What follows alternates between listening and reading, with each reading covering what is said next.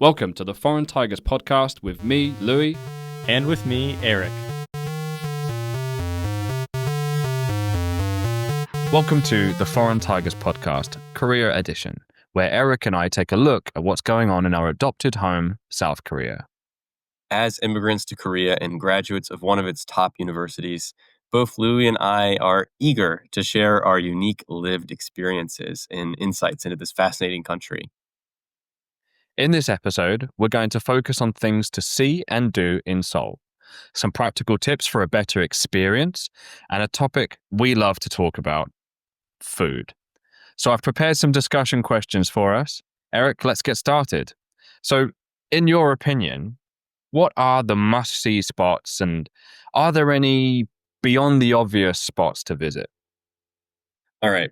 So, of course, there's some obvious spots to visit, which I'm not going to mention. If you type in Google, what to do in Seoul, or what to do in Korea, they're the first things that are going to pop up.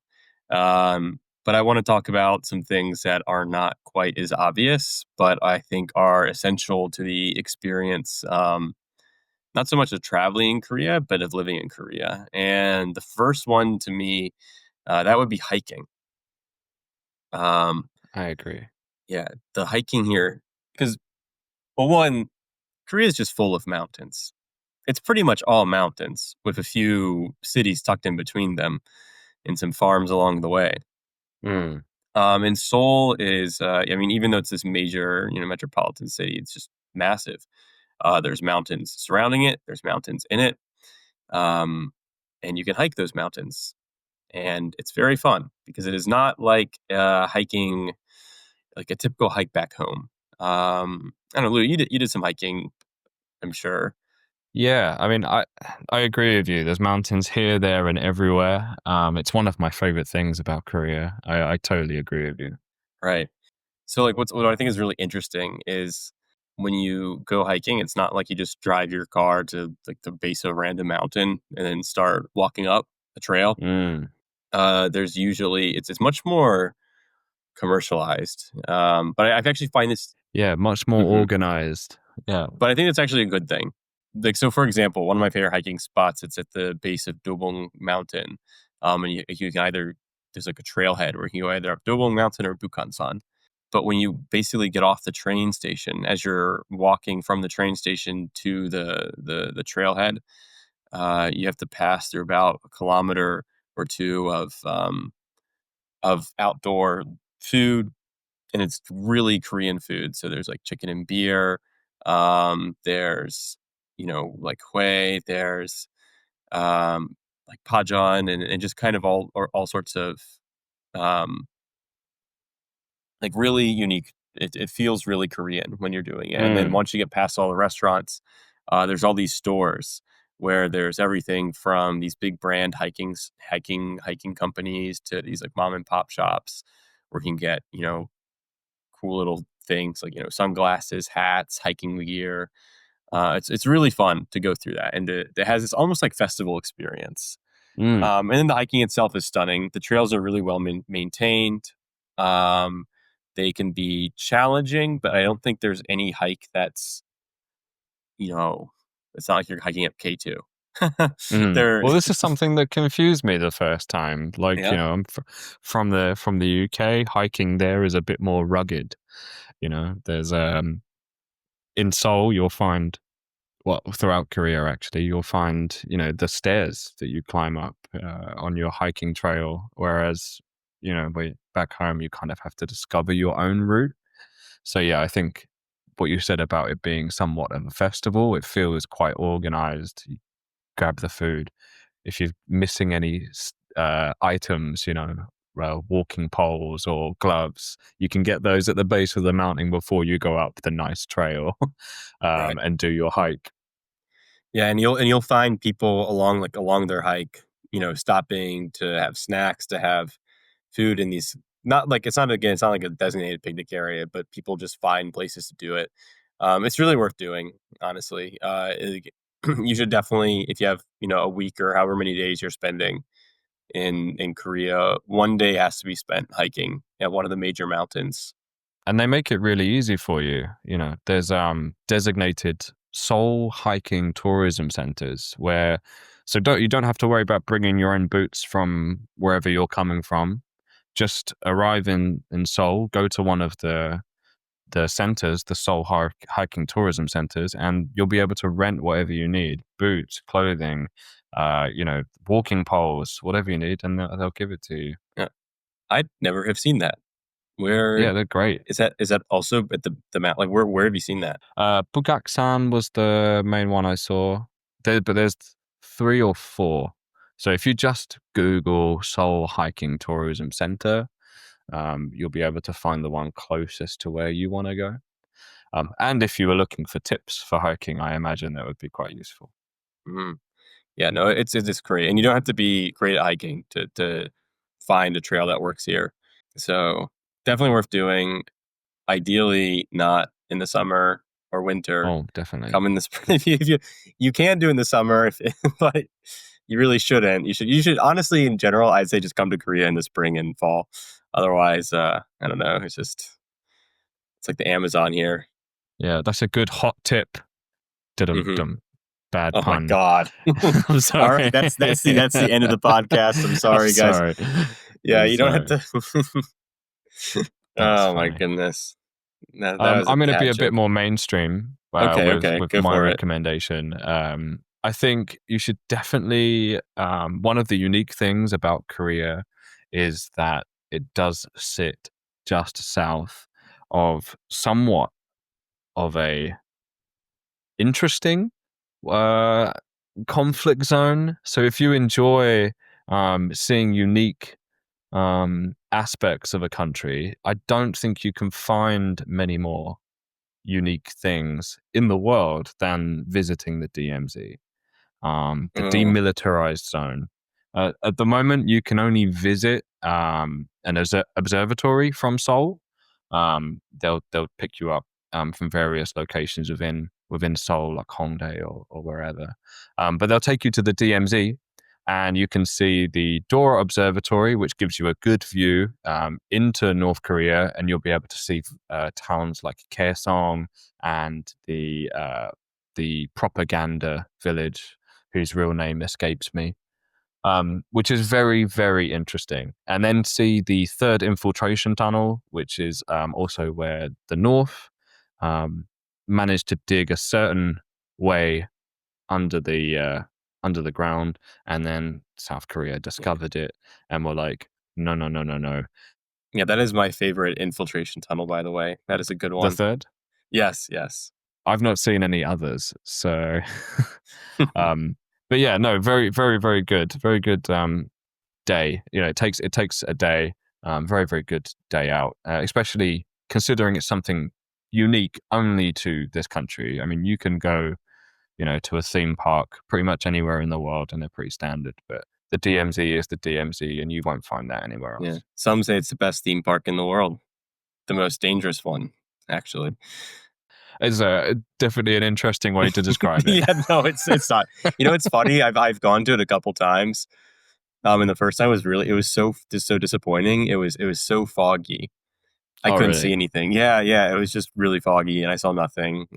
Yeah, it's definitely a weather dependent activity. And then there was an argument between some people and the tour guide about like whether to go or not.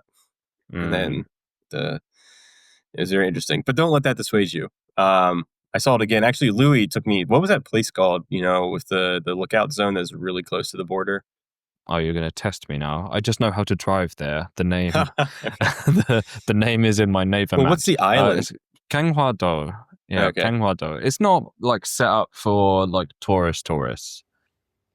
Hey folks, sorry to cut in. I actually meant Gyeongdong-do, not Ganghwa-do.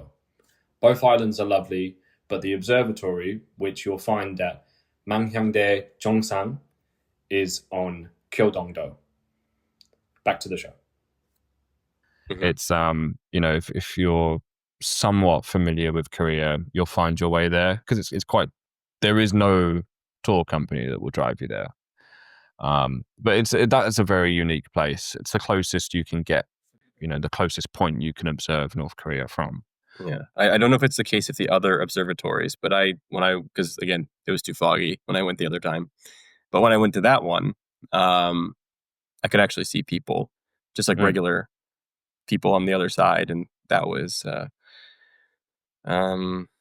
moving in a strange way, in a particular way. It is, yeah. It's the DMZ is, it's the reason it exists is quite morbid and serious, but it's an incredibly interesting place to visit, and very unique. So, highly recommend it. It's not have a drink and shop your way through a day. It's something serious, something to be to learn. It's definitely a trip to learn on. So if you're looking for a little bit more of a lighthearted way to spend your time, one great thing you can do in Korea, there's a lot of bike rentals, city bikes, and I think now they're designed so foreign tourists can easily get access to them. You just pay with your card, and then you can just ride a bike. Strongly recommend going to Hangang, the big river, the Han River that goes through Seoul. There is a trail that pretty much crosses the entire city. Just a great time, especially on a nice cool day to go biking along the river. And especially if you're able to do it, there's it's cool because you get to see the whole city. Two, there's a lot of parks along the way, and something I would strongly recommend is going to Yeouido Park. It's a really popular place for having picnics. There's lots of food there, lots of kind of festivities. I think that's one of the main places where they do drone shows. So something I would do is rent a bike along the river, have a good time, and then end your bike trip at Yeouido sometime in the evening, and then just hang out, have a picnic, and grab food there. There's chicken, there's ramyeon, and there's there's movies, there's drone shows, there's all kinds of really cool stuff going on there. Yeah, that's definitely a good tip. I mean, and the rest of Seoul is, obviously, as you know, quite hilly. So being able to rent a bike and ride along the embankments of the river is really quite efficient, and you get to see a lot. It's a shame that the Hangang bus has been paused. Did you see that in the I news? just saw the head. I don't know anything more than the headlines. I saw that this morning. Do you know what? Did you dig into that? Well, so I really wanted to go because the Seoul mayor got the inspiration for the Hangang bus from London. What is it? It's just boats that go along from Jamsil to Maguk, and they run somewhat regularly, so they're more like buses than they are tourist boats. Very good, very good if they're working. At the moment, I think they've shut it again for a month so that they can iron out the kinks that seem to be arising. But yeah, it looks really good. I'm excited to take those. A really good view of the city as you go along. So I don't know much about it. I know it exists. Does it actually, is it more like a sightseeing thing, or is it really just transportation? I'm taking you from here to there. It's that happy mix of both. It's meant to be somewhat of a commuter service, but they also know that people will use it for tourist things. So there's, an area at the front, there's an area at the back, there's got panoramic windows. And you can go the whole length of the river. The whole length of the river within the main part of Seoul. So yeah, it would be very interesting. Haven't managed to do it yet. They opened briefly for a weekend, and then it was just so busy that we didn't manage to get on board. And then they closed. So hopefully they'll open again soon. Oh, that would be cool. Yeah. So wait, tell me again where the bus goes, the Hangang bus. Right. So yeah, it starts in Maguk, which is near the Seoul Botanical Gardens, which I highly recommend. It's very interesting. Then ends in Jamsil, which is where the Lotte World Tower, I think it's the 7th tallest building on Earth. So you're going from two quite interesting spots, one to the other. And then, you'll pass Yoido, which you mentioned, about biking, So it goes the whole length. And I quite like Lotte World Tower. I'm a sucker for a good observation deck. So. Wait, it looks like the Eye of Sauron, or like what is like the Sauron's Tower called? I don't know. Just Sauron's Tower. No. It has a much cooler name than that. Barad-dûr. Yeah, dude. Yeah, it definitely has a Barad-dûr look to it. Kind of ominous, but you like it. Well, what? Yeah, I mean, in real life, it was designed like the tip of a Korean calligraphy paintbrush.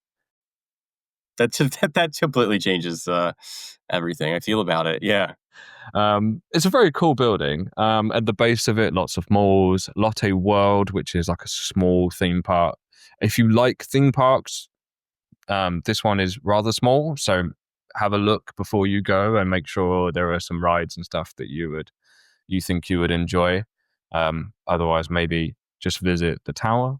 But yeah, right next to the tower and the lake that's there is one of my favorite cafes, Cafe Cinnamon, where everything has a cinnamony twist. I love cinnamon. Eric, do you like the cafes here? Oh, yeah. Actually, that's one thing you have to do when you're in Korea is you have to check out the cafe culture. Not even in Seoul, like just all over the country. Like truly, it's really spectacular. And there's, at least, as an American, there is no equivalent to it. And it's funny because I thought there is. I remember I'm so used to cafes in Korea now. Like the last time I went back to the States, I remember one day just walking around my neighborhood and in the more like downtown area and just, I just need a cafe to just relax at and read a book. And I'm sure I'll find one. And I'm like walking for like 20 minutes and there's just like one Starbucks. It's a desert. It's a desert back there. Did you have to drive to that Starbucks? I had to drive to the downtown area, pay a parking fee, and then walk around. Yeah, so basically, I did. Public transport's much better in Korea. Yeah, it really is. And the cafes. I have a few favorites that, like every neighborhood has like really good cafes. To be honest with you, that's true. It has their own themed cafes. You can't go wrong. But as a person in no one, like I'm in northern Seoul. There's actually some really cool spots. Up where I am, there's something called Forest Cafe, and it's pretty much just like right in the foothills of Buramsan, which is one of the smaller mountains, but really unique in appearance because it's just a giant rock, basically, with a few trees growing on it, and you just get this incredible view of the mountain. Another cafe I have to mention is Lot Cafe. My friend runs it, and it has a special place in my heart, not only because he runs it, but when I first got to Korea, I was not adventurous for the first 2 or 3 weeks. I to be honest, I got off, I got into my apartment and I remember thinking like, oh my God, what have I done? Like, why did I do this? I think we've all had that moment. Right? You're just like there's just, it's really confusing. I don't understand anything. I don't know anyone. Like, what have I done with my life? And so I stayed really safe. And I would first just go to, it changed me to say this now, just go to Starbucks and McDonald's because it was safe. And then I branched out a little bit. I went to Mom's Touch, which was basically fast food, but, not, but a Korean brand. And then I found Lot. And the coffee is delicious. The atmosphere is really cool. And that's how I first really became aware of how unique and special Korean cafe culture is. They are this week's sponsored, I guess, then. Of course, yes. Lot Coffee. Yeah, what else? Any other good I have like a whole list, man. I can keep going. I don't want to take all the oxygen though. What, you have your cinnamon cafe? Yeah, that's good. There's a cafe that I like because I'm English. It's called the Tea Caddy in Hongdae.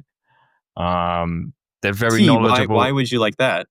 Yeah, the accent is Well, once you leave the UK, you just crave tea, even in it. Yeah, the Tea Caddy, amazing place, really good. They know a lot about tea, so they, when you order something specific, they'll come over, tell you how to drink it, give you a bit of a backstory about it. It's very interesting, and very quaint. It's quite small. It's never usually busy, and which is quite unique in Hongdae. Everywhere seems to be swamped, so it's quite good for a relaxing cup of tea, which sometimes needed. That's true. Yeah, I think that's, those are the two spots I like the most. Cinnamon Cafe. I mean, there's Cinnabons here, so if I'm around Cinnabon, I will. Right. If you come to Seoul, you got to go to Cinnabon. Yeah, it's truly something unique. Well, we don't have those in the UK, so we used to, but we don't anymore. So coming here was actually, there's a Cinnabon, yes. Yeah, I quite like cinnamon stuff. If that wasn't clear. Yeah, it seems to be the case. Well, speaking of food, Eric, in your opinion, what other Korean foods, not that Cinnabon is Korean, what Korean foods should travelers try on their home turf here in Korea?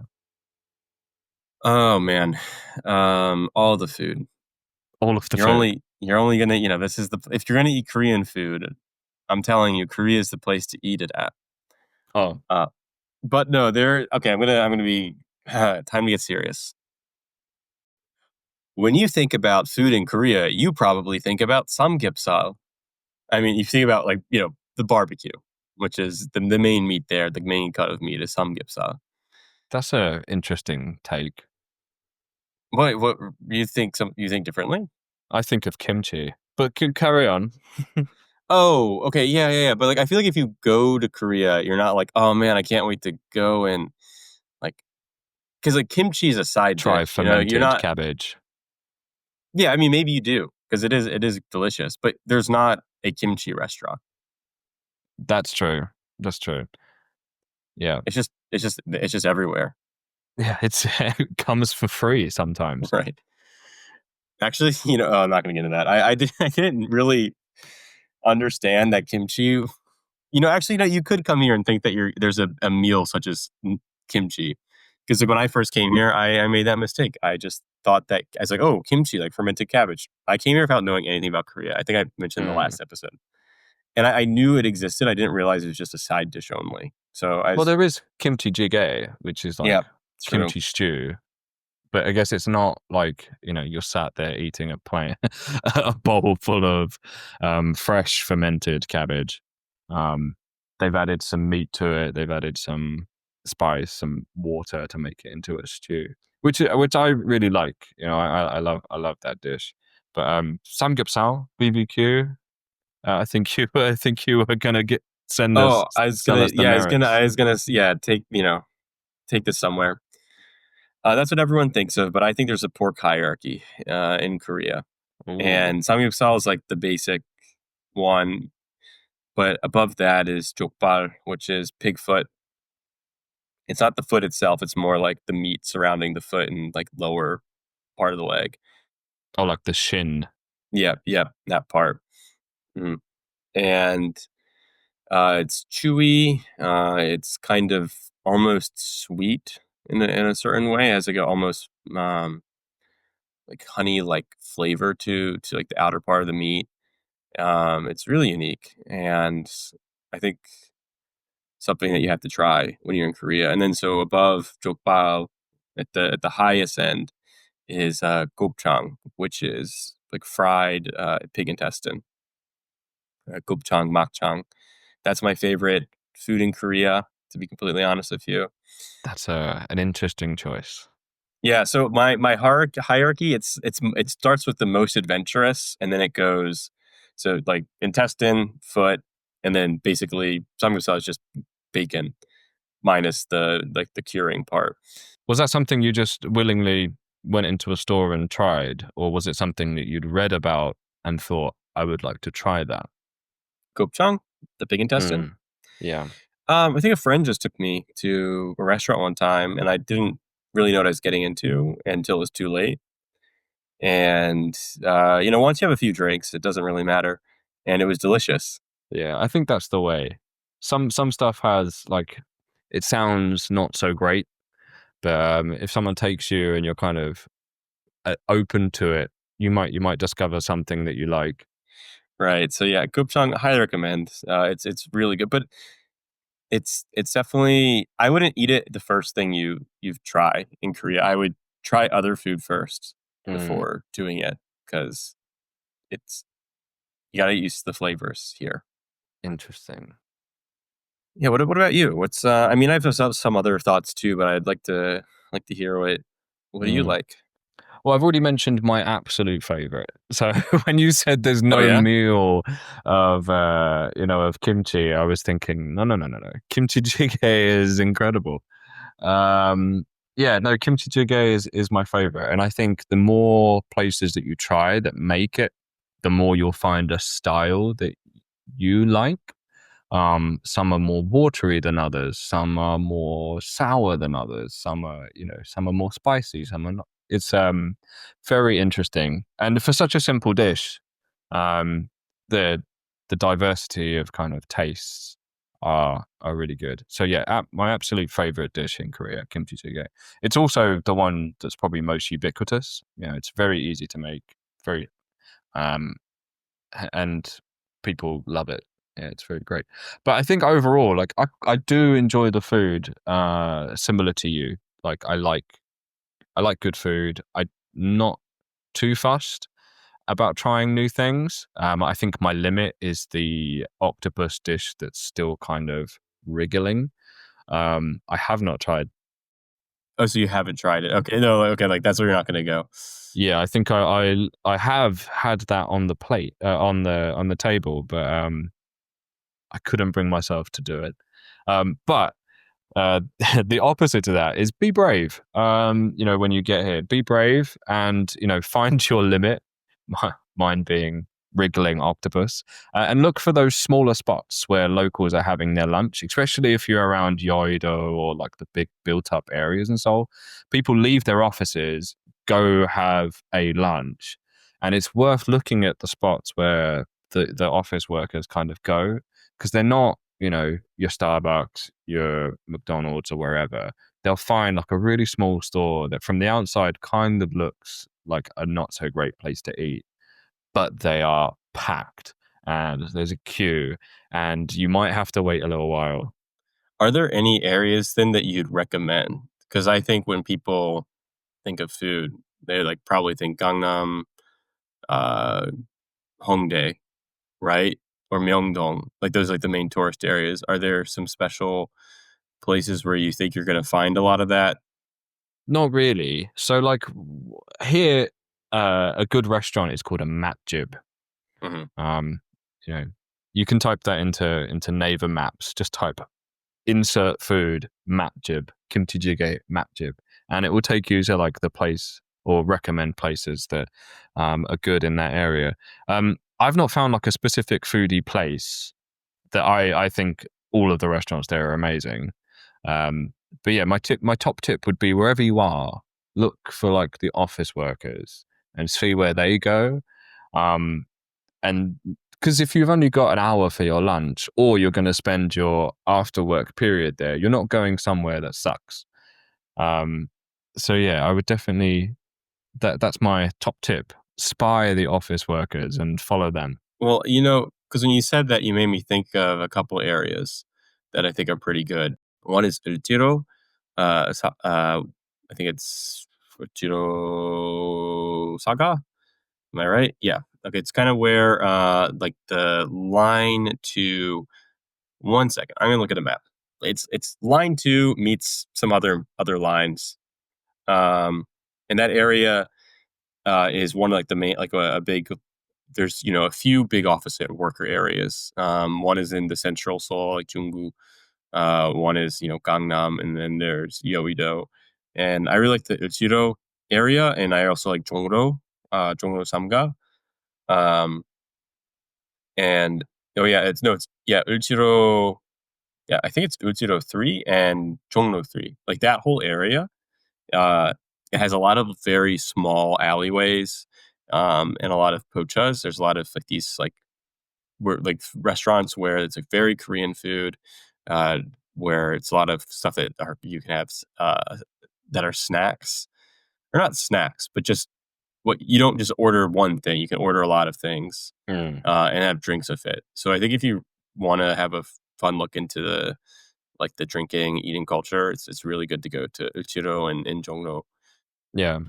And they're not far away from Yeongdong, areas where tourists spend most of their time. So, they're easily walkable, which I think is good. I mean, definitely you hit on something there that I think is worth pointing out, which is drinking and eating. Oh, yeah. From Europe and America, we might be somewhat used to visiting the bar and not having much to eat. The main purpose being drinking. But in Korea, it's somewhat frowned upon to drink and not eat food at the same time. So you'll be sat there with, your kimchi john being a pancake made with kimchi. You can tell I like kimchi.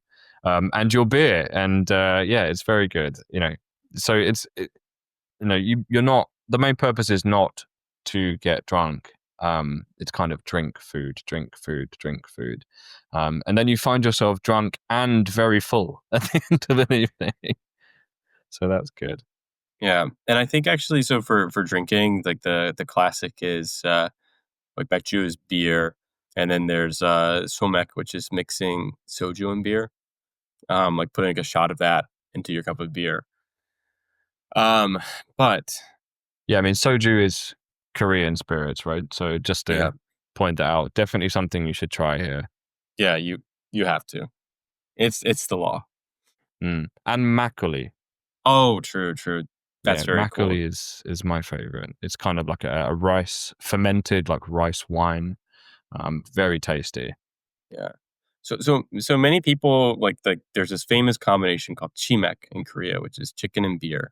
And that's probably one of the most popular when people think, classic eating and drinking in Korea. I think that's one of the first things people think of. But I think one of my favorite combinations, it's not for everyone, is having fish and beer in Korea, or fish and soju.